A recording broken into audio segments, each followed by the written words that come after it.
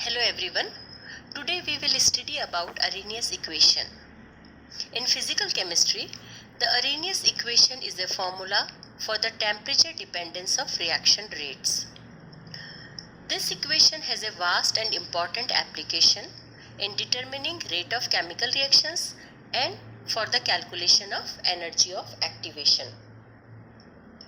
Van 't Hoff showed that the value of equilibrium constant changes with temperature. On this basis, he suggested that the logarithm of the specific reaction rate must be a linear function of the reciprocal of absolute temperature. Arrhenius extended this suggestion and gave his own hypothesis. According to it, all molecules of a system cannot take part in a chemical reaction.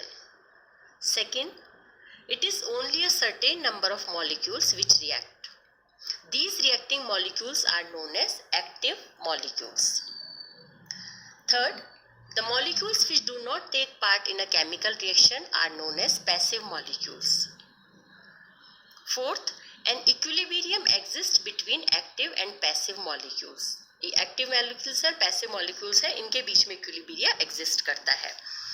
और जब हम temperature increase करते हैं तो ये equilibrium left में shift हो जाता है, जिस कारण से नंबर ऑफ एक्टिव मॉलिक्यूल्स बढ़ते हैं और रिएक्शन में पार्ट लेते हैं और रेट ऑफ रिएक्शन इंक्रीज होता है. Means when temperature is raised the above equilibrium shifts to the left. This increase the number of active molecules which are ready to take part in a reaction. Thus, the increase in reaction rate with increase in temperature is due to an increase in the number of active molecules than due to the number of collisions. So, the basic concept of Arrhenius theory is the passive or non-active molecules become active due to the absorption of heat energy. ना कि जितने भी non active molecules होते हैं energy absorb करके active होते जाते हैं और जिसके कारण से रेट ऑफ रिएक्शन इंक्रीज होता जाता है. So the basic concept of Arrhenius theory is that the passive or non active molecules become active due to the absorption of heat energy. अब हम देखते हैं इसका derivation of Arrhenius equation. Consider the following reversible reaction. A plus B gives C plus D. K1 is velocity constant for forward reaction and K2 is velocity constant for backward reaction. Rate of forward reaction RF is equal to K1 concentration of A and concentration of B. Rate of backward reaction RB is equal to K2 concentration of C and concentration of D. At equilibrium, rate of forward reaction is equal to rate of backward reaction. RF is equal to RB.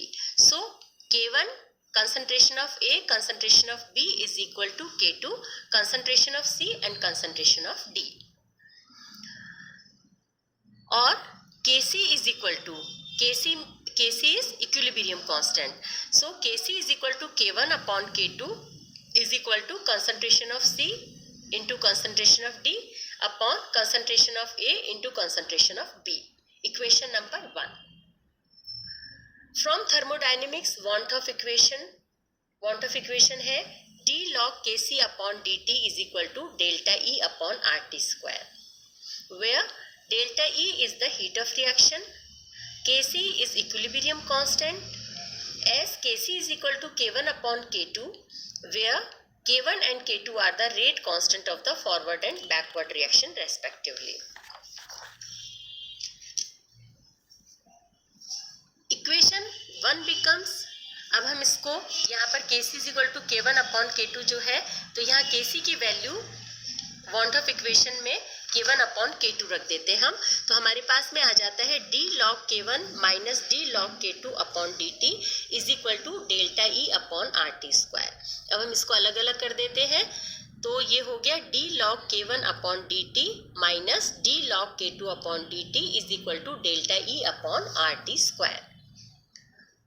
The heat of reaction delta E may be written as E1 minus E2 and then यहाँ delta E की जगह हम E1 और E2 रखेंगे और इसको अलग अलग कर देते हैं, तो हमारे पास में ये आ गया d log k1 upon dt minus d log k2 upon dt is equal to E1 upon RT square minus E2 upon RT square.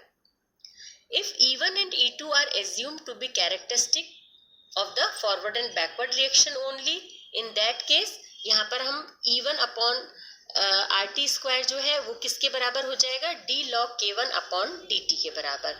तो हमने इनको इस तरह से लिख दिया, d log k1 upon dt is equal to E1 upon RT square plus I और d log k2 upon dt is equal to E2 upon RT square plus I.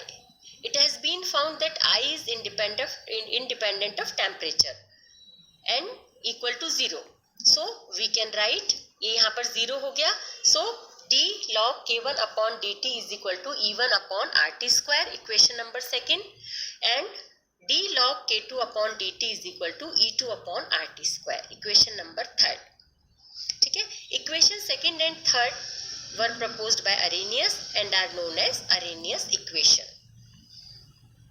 The term E is called the energy of activation. तो अब ये हमारे पास में जो Arrhenius equation है, अब हम इन इक्वेशन का जो सेकंड और थर्ड इक्वेशन है उसका हम इंटीग्रेशन कर देते हैं। So integrating equation second and third we get, इसका इंटीग्रेशन करेंगे तो हमारे पास में ये आ गया log k1 is equal to minus E1 upon RT plus constant, log k2 is equal to minus E2 upon RT plus constant. यह constant हमने A लिया है।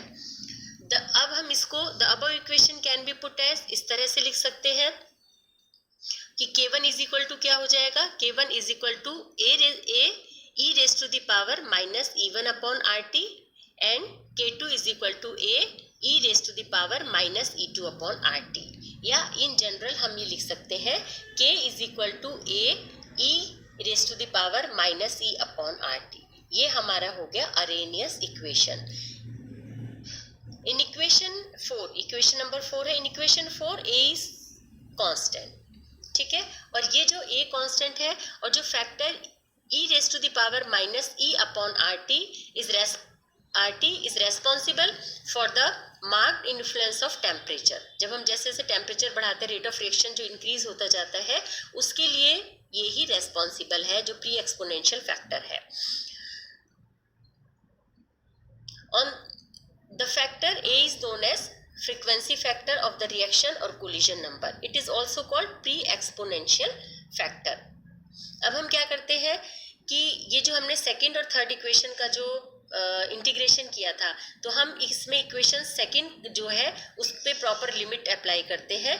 तो integrating equation second between proper limits we get integration limit k1 k2 d log k is equal to integration limit t1 t2 e upon RT square dt। और हम इसको इस तरह से भी लिख सकते हैं log k2 upon k1 is equal to e upon, ये r यहाँ आ गया, e अपॉन r और ब्रैकेट में हो गया 1 upon t2 minus 1 upon t1। ये हो गया इक्वेशन नंबर 5। अब हम log 10 बेस में इसको कन्वर्ट कर देते हैं। So log base 10 k2 upon k1 is equal to minus e upon 2.303 r 1 upon T2 minus 1 upon T1, equation number 6. अब इससे हमें देखते हैं कि if we measure the velocity constant of a reaction at two different temperature, it is possible to calculate the value of activation energy E from equation 6। ठीक है, तो हम इसमें क्या कर सकते हैं, एक तो जो अरेनियस इक्वेशन है ये वेलोसिटी कांस्टेंट हम इसमें से कैलकुलेट करने के काम में आती है, और दूसरा हम एक्टिवेशन ऑफ एनर्जी भी कैलकुलेट कर सकते हैं। अगर हमारे पास में दो अलग अलग टेम्परेचर है तो हम क्या कर सकते हैं कि इससे हम जो एनर्जी ऑफ एक्टिवेशन है वो भी कैलकुलेट कर सकते हैं। So in a nutshell Arrhenius equation क्या है, Arrhenius equation is a formula for the temperature dependence of reaction rates. Formula क्या है, k is equal to a e raise to the power minus EA upon RT। k यहाँ क्या है, rate constant, clear. a है frequency factor और pre exponential factor, e mathematical quantity है, E क्या है, एक्टिवेशन एनर्जी है, R गैस कांस्टेंट है, T जो है टेम्परेचर है केल्विन के अंदर, क्लियर। सो ये अरेनियस इक्वेशन हो गया, k is equal to a e raised to the power minus CA upon RT. This equation has a vast and important application in determining rate of chemical reaction and for calculation of energy of activation. Clear? This is all about Arrhenius equation. Okay, thank you. Have a nice day.